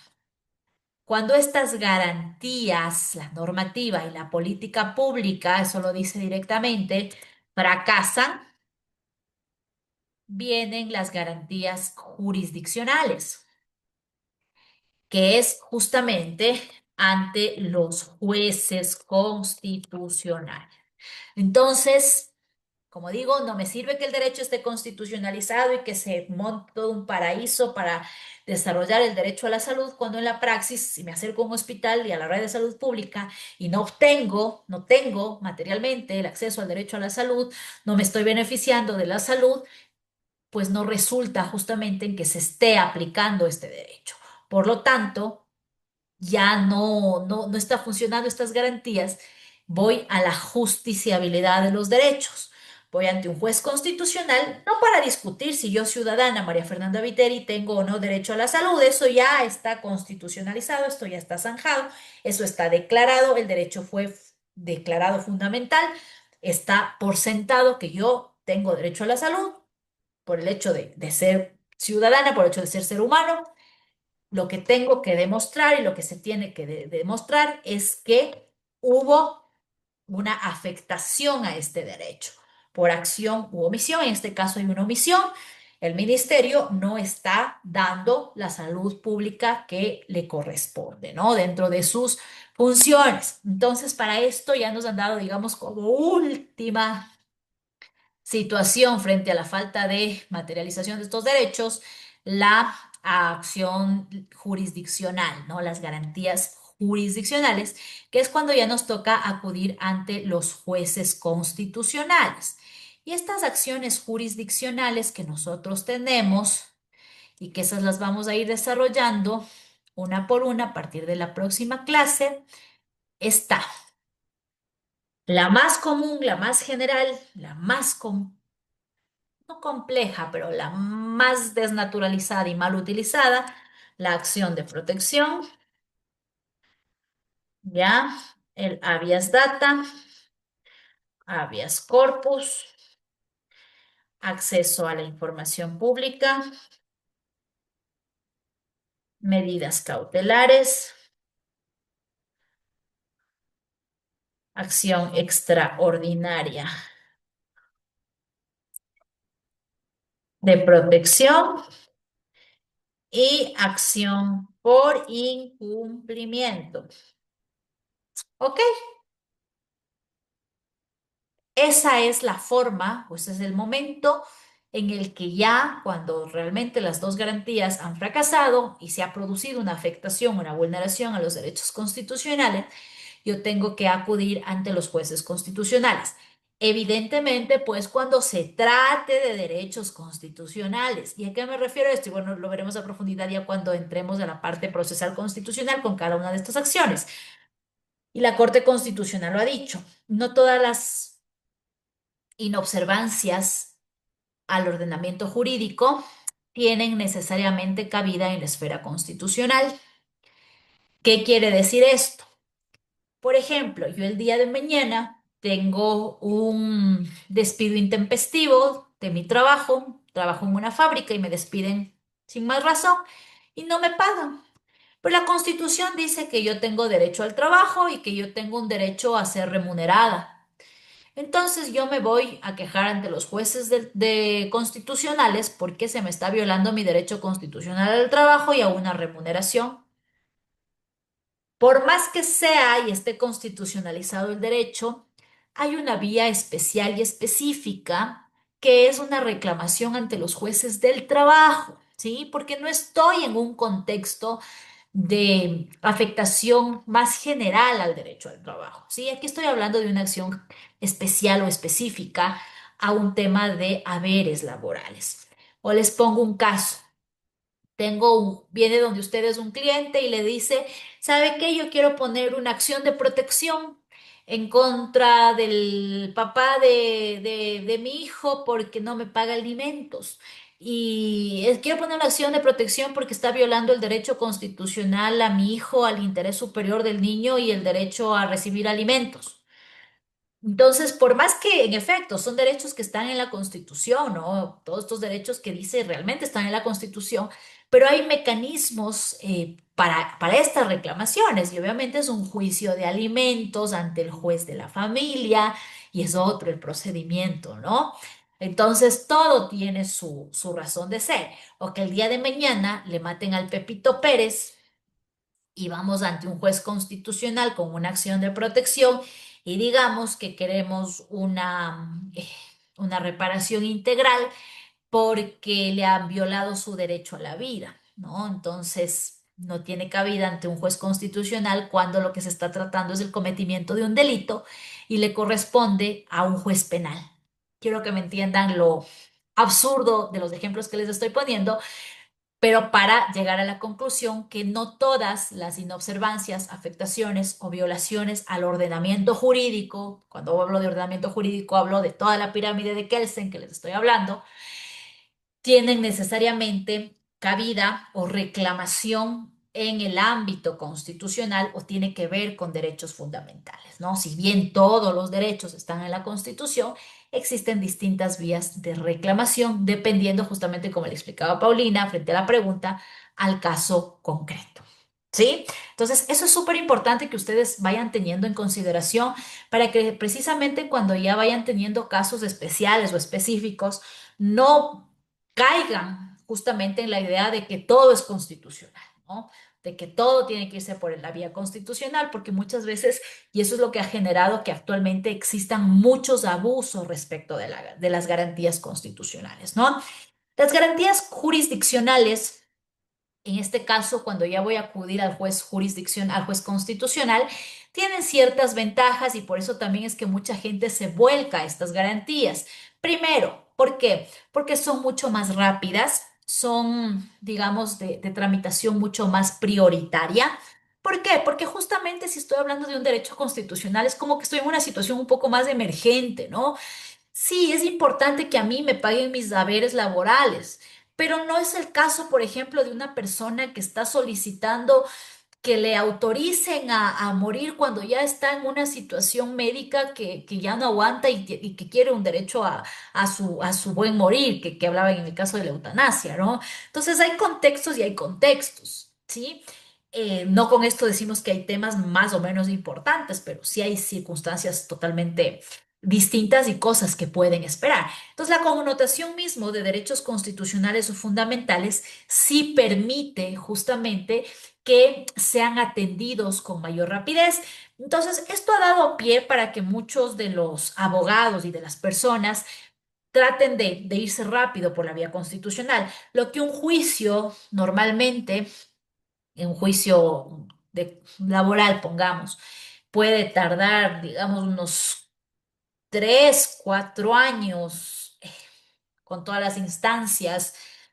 Un juicio constitucional tal vez pueda tardar en el peor de los casos un año, todas las instancias. Entonces, por eso es que muchas veces se vuelcan a la justicia constitucional, eh, porque eventualmente cualquier caso podría darle un tinte constitucional, porque no necesita tanta formalidad como las otras materias porque tal vez no se necesita un abogado. No he visto hasta ahora que no se planteen casos sin abogado, pero la justicia constitucional permite incluso que se litigue sin abogado, es decir, cualquier persona puede presentar una garantía jurisdiccional sin necesidad del patrocinio de un abogado. No es lo recomendable, pero la, la accesibilidad que se pretende para este tipo de garantías es lo que de alguna manera permitiría que que se abra esta garantía, ¿sí? ¿Qué más es lo que ha permitido esto? El tema de las reparaciones, lo que decíamos con Paulina, y las indemnizaciones. Acá, eso sí quiero que tengan claro, acá en materia constitucional no se llama indemnización, acá se llama reparación integral. La indemnización propiamente es un término del derecho civil, ténganlo claro, ¿sí? Indemnización cuando se trate de temas civiles, que también viene del derecho de daños, ¿no? Aquí se llama reparación integral, ese es el concepto que se utiliza para daños en materia de garantías jurisdiccionales. La reparación integral, incluso lo ha dicho la Corte Interamericana, es un derecho, ¿sí? De las víctimas a ser resarcidos en medida de lo posible para la restitución del derecho. Digo en medida de lo posible porque hay derechos o hay situaciones o circunstancias que no pueden ser vueltas atrás, ¿no? Derecho a la vida, derecho a la salud, derecho a la integridad. Hay cosas que se dañan, que se rompen y que no pueden volver a rehacerse por más dinero o por más buena voluntad que se tenga, ¿no? Estas medidas van desde acciones materiales y de acciones inmateriales. Ciertas acciones inmateriales van como temas de disculpas públicas, medidas de no repetición, medidas de satisfacción, poner el nombre en una calle, eh, disculpas públicas, un evento en donde se haga referencia a la víctima, un monumento. Bueno, depende de cada persona también, de lo que se solicite y de lo que los jueces den paso. Normalmente las medidas económicas, las cuantificaciones dependen del caso concreto. Hay cuestiones que son cuantificables, hay otras que no son cuantificables. Lamentablemente las cuantificaciones, incluso en temas de vida, de cuestiones ya muy gravosas, la Corte Constitucional lo que máximo ha cuantificado son $5.000 y como mucho. Eh, bueno, eso ya lo hablaremos un poquito más específico, pero normalmente cuando se trata de reparación material, lo que se buscan son medidas de reparación económica, ¿sí? Satisfacción económica, pero no se llaman indemnizaciones acá, sino reparación integral. Por lo tanto, cuando yo voy ante un juez constitucional, cuando se me han afectado mis derechos constitucionales, busco básicamente dos cosas. Primero, que se declare la vulneración de mi derecho constitucional y que se dicten las medidas de reparación integral. ¿Por qué hago énfasis en que se declare la vulneración de mi derecho? Porque les repito, yo aquí no voy a discutir si tengo o no tengo derecho al derecho que estoy reclamando o al que estoy aduciendo sea violado. No voy a decirle, mire, señor juez, yo le justifico y le pruebo que yo soy humana y que tengo derecho a la vida. No, eso ya lo discutieron y ya lo establecieron en el Estatuto de los Derechos Humanos cuando se crearon los derechos humanos. Eso ya está sentado. Lo que ahora tengo que probar cómo son los actos o omisiones, en este caso, en el ejemplo que poníamos, las omisiones del Ministerio de Salud, la falta de actuación en la política pública para que no haya yo tenido el acceso a la salud, como eso incurre, como ese acto de esta autoridad pública implica que yo no haya tenido acceso a la salud y en consecuencia se hayan afectado mis derechos constitucionales, ¿sí? Por tal razón es que se configura justamente esta necesidad de que en las acciones jurisdiccionales se declare la violación de derechos constitucionales y como consecuencia de esa declaración se busquen las medidas de reparación integral. ¿Estamos claros? ¿Alguien tiene alguna pregunta? ¿Algo que no les haya quedado claro de lo que les acabo de explicar, que necesiten que les revise?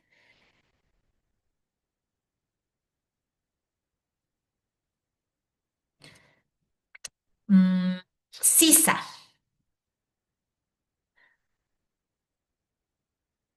Buenas noches, doctora. ¿Me escucha? Sí, buenas noches, ¿cómo estamos? ¿Cómo le va? Tengo una pregunta Con todo y gusto. es de la vida real que se da.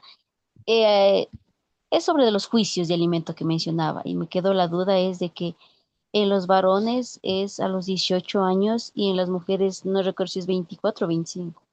Y mi pregunta viene, ¿entran en bienes inmuebles, por ejemplo, en tierras, o no cuando cobran juicio de alimento? No le entiendo la pregunta, Sisa. Entran a ser parte de que cojan sus bienes, o sea, en herencias, digamos, entran a ser parte de la herencia del parte del papá o no cuando cobran el juicio de alimento. No sé si le hago entender. No, porque nada tiene que ver el juicio de alimentos con el tema de sucesiones. Y por otra parte, bueno, lo que yo les explicaba un poco o hacía relación al tema de alimentos era únicamente como para identificarles las vías, ¿no? Y decirles que no todo tiene que ver con el derecho constitucional, lo que hay diferentes vías de reclamación, pero no quiero en este momento confundirles porque sucesiones lo vamos a ver en derecho civil. Entonces ahí vamos a entender un poquito cómo entra el tema de repartición de bienes, mi querida Sisa, ¿sí? Para que no se me confundan ahorita ni usted ni los compañeros. Guárdenle la pregunta y en sucesiones lo vemos, pero desde ahorita le digo que el tema de alimentos con el tema de herencias son dos cosas totalmente distintas que incluso vienen por cuerpos normativos separados, ¿sí? Ah, ya. Muy amable. Con todo Gracias, gusto. doctor. Sí, como les decía inicialmente, si algún momento les freno la pregunta, no es por no contestarles, sino porque más que clarificarles, les voy a confundir porque todavía no tienen los conceptos previos, ¿no? Entonces les voy a dejar ahí confundidos no solo a la persona que le contesto, sino al resto, ¿ya? Luis, Doctora, tengo una pregunta. Usted en la todo pizarra gusto. hace un momento, entre las garantías jurisdiccionales hacía constar las medidas cautelares. pero estas no están contempladas en la Constitución, de acuerdo a cómo estoy revisando en este momento. O sea, No sé. sí creo que les expliqué en la clase anterior. Eh, es, es meramente conceptual. Si ustedes revisan en su temario, les ponen las medidas cautelares como parte de las garantías jurisdiccionales. Comparto totalmente con usted la teoría. Para mí tampoco son garantías jurisdiccionales las medidas cautelares. Algunos autores los consideran que sí son medidas cautelares, otros que no. Realmente yo considero que no son medidas cautelares. Es muy a criterio de cada quien, mi querido Luis. Podría considerarse como mecanismos también de hacer o de garantizar la tutela efectiva de los derechos, no como... Mecanismos, pero propiamente como garantía jurisdiccional, no, o sea, realmente no es propiamente una garantía jurisdiccional. Y cuando ya lo revisemos, van a ver ustedes que incluso puede desecharse con una providencia, ni siquiera hace falta que se llame audiencia. Entonces, no implica la trascendencia de las otras garantías como para estar dentro del trámite de garantía. Esa es mi lectura y mi percepción. Pero he visto casos, y por eso yo ya dejé de decirles esto es así, asado cocinado, porque cuando van al examen complexivo, les dicen los estudiantes, lo contesta y el jurado le dice, no, sí es garantía. Otro le dice, no, no es garantía. Entonces realmente no hay un consenso y como usted bien dice, y comparto su opinión muy personal, la Constitución no lo reconoce como garantía. Entonces si la Constitución no lo reconoce, no es garantía. Y sería más discutible y defendible si es que un miembro del tribunal le dice eso y usted con conciencia le dice la Constitución no lo reconoce. Listo. Gracias, estimada No profesora. a usted. Gracias. Disney. Buenas noches, un gusto ¿Cómo saludarles, estimados estamos? Qué gusto. compañeros.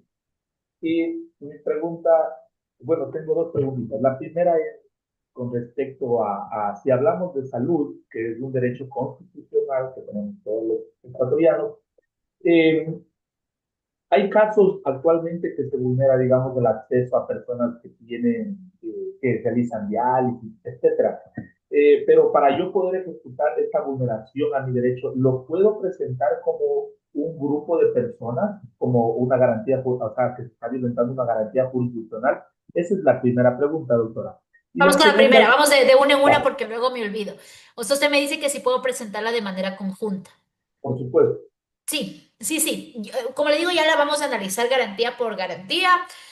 Pero sí, y sobre todo cuando hay identidades sujetas, y generalmente lo hacen porque que no se vea como un caso aislado, y lo hacen estas comunidades, me pueblos. imagino yo, doctora, que tiene mayor impulso si lo hago de manera grupal que hacerlo de manera Suele individual. tener mayor impacto, ¿no? O hay veces que incluso sin hacerlo, digamos, de manera consciente, supongamos que ya llega a Corte Constitucional y hay un grupo de personas que se hacen diálisis en un hospital de Quito y otros en Guayaquil y bueno, ya digamos que con todo este problema del sistema de red de salud pública y varias personas que están en la misma situación, la Corte de manera oficiosa acumula. O sea, no va a atender caso por caso, sino dice, a ver, estos están igualitos, Lo acumula. Muchas relaciona, veces lo ya hace de tiene oficio. acuerdo. Sí, sí, sí. O sea, sin necesidad a veces de presentar de manera conjunta, ya cuando llega a la Corte Constitucional lo acumula.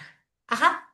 Ahora, en ese sentido, discúlpame que me alargue la pregunta, es que eso se ve en la vida diaria. Por ejemplo, Sí, usted, digamos, sí, sí. y me imagino yo que no todas las personas presentamos presentamos la garantía ya que se está vulnerando ese derecho que es constitucional, ¿no?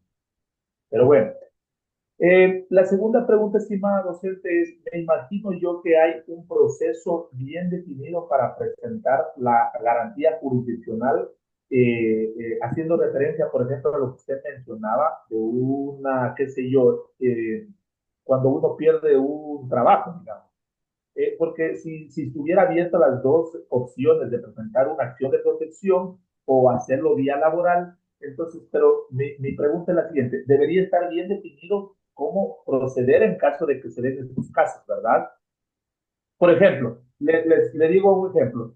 El día de mañana a mí me despiden de mi trabajo, no me indemnizan, etcétera, etcétera, violentaron mi derecho a un trabajo, a qué sé yo, a un montón de derechos, a una vida digna, etcétera.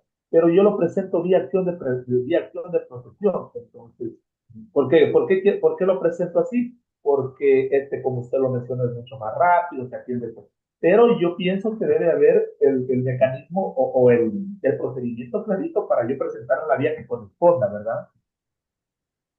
Sí, sí, sí, y le cuento que yo me dedico fundamentalmente a esos temas. Hay una sentencia de la Corte Constitucional, no le tengo el número a la mano, pero el día que tratemos de eso, usted mismo hágame acuerdo para ya tenerla acá, en donde la Corte ya solventó el problema y dijo que la vía constitucional no es el mecanismo para tratar temas de índole laboral, como despidos intempestivos, bonificaciones por desahucio, pago de haberes laborales, reintegro al puesto de trabajo, entre otros, y estableció casos excepcionales que sí puede hacer a través de vía constitucional cuando son casos relacionados con temas de discriminación, esclavitud, trabajo forzado, discapacidad, temas de enfermedades Embarazo, catastróficas.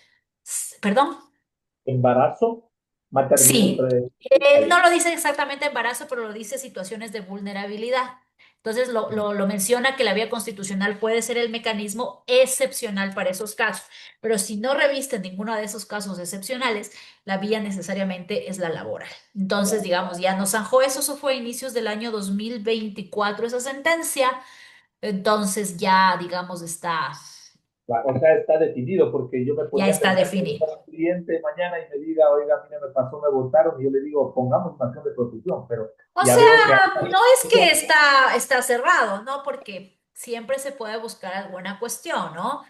claro, Me pero, discriminaron, pero el había un tema procedimiento de... mediante la sentencia ya está claro ahora.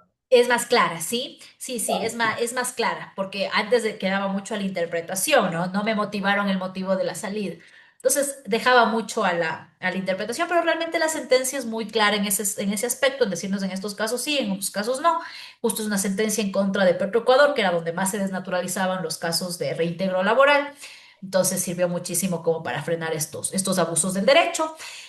Por ello, entonces, desde la próxima clase que abordemos estos temas de acción de protección y que justo este tema de actual, lo que pasó con moda. con los despidos masivos del sector público, entonces podemos no tomar el derecho a la salud, sino el tema de los reintegros laborales, mejor como para que Muchas tengan gracias. contexto. Con todo gusto. Tami Ceballos.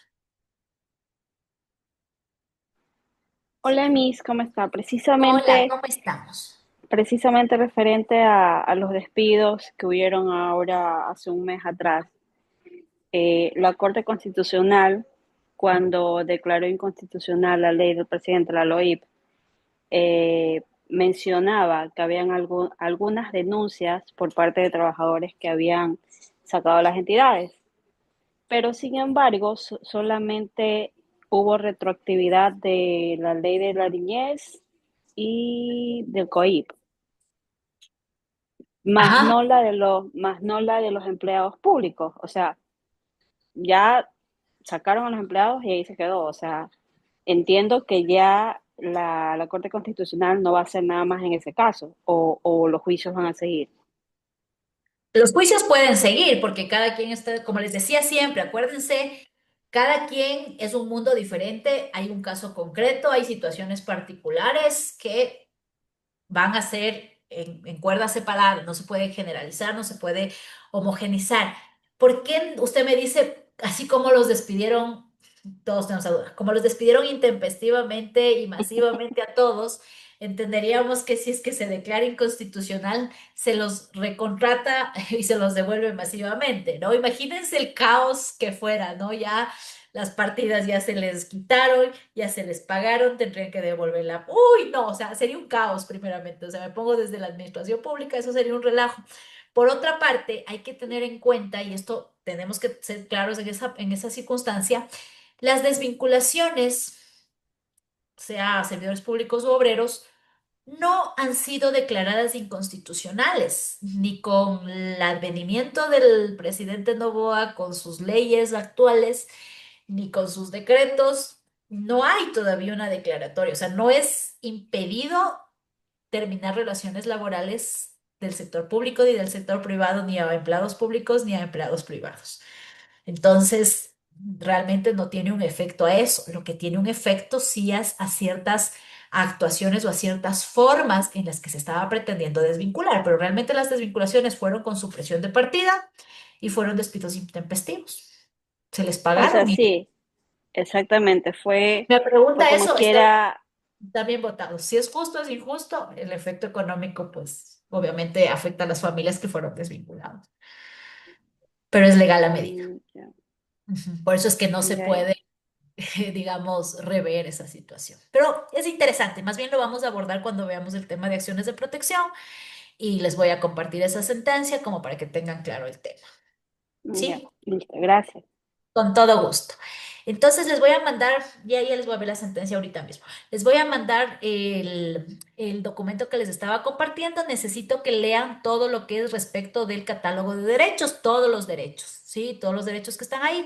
No es que se aprendan, no es que memoricen. Yo lo que necesito es que tengan un contexto general de todos los derechos que están constitucionalizados. Y por conocimiento general, para quienes les interese, la sentencia que les voy a compartir es los casos excepcionales para tramitar vía acción de protección, reclamaciones de índole laboral. Y vamos a iniciar justamente abordando la temática de la acción de protección. Si pueden, repítanse la clase pasada que vimos de estructura procesal constitucional, sobre todo las personas que recién ingresan. Esa clase es fundamental para entender lo que vamos a abordar de aquí en adelante respecto de procesos constitucionales, ¿no? Entonces, eso sería, chicos, les agradezco muchísimo. Hemos avanzado bastante bien. Las preguntas son muy apropiadas para lo que estamos conversando. Les agradezco mucho la participación y el interés. Dios mediante, espero que ya las lluvias se calmen también y nos podamos ver con normalidad la próxima semana. Estamos en contacto cualquier cosa, ¿sí? Un gusto compartir con ustedes. Un abrazo y bendiciones. Pasen bonito.